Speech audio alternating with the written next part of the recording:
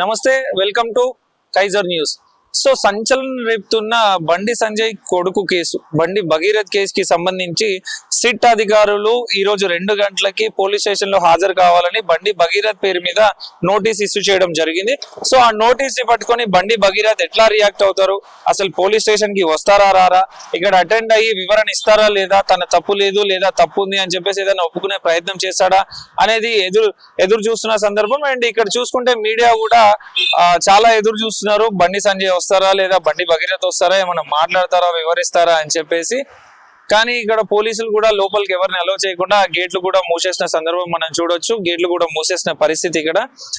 ఏది ఏమైనా బండి సంజయ్ కొడుకు అందుబాటులో లేడు, నంబర్ కాంటాక్ట్ లో లేడు తను అని చెప్పేసి చెప్పిన పోలీసులు తెల్లారి చూస్తే బండి భగీరథ్ కోర్టులో ముందస్తు బెయిల్ కి కూడా అప్లై చేసుకోవడం జరిగింది. ఎంత పెద్ద కేసు అయినా కానీ ఏదో విదేశాలలో ఉన్న వాళ్ళని కూడా సిగ్నల్ ట్రేస్ చేసి అరెస్ట్ చేసిన సందర్భాలు ఎన్నో చూసినాం మనం.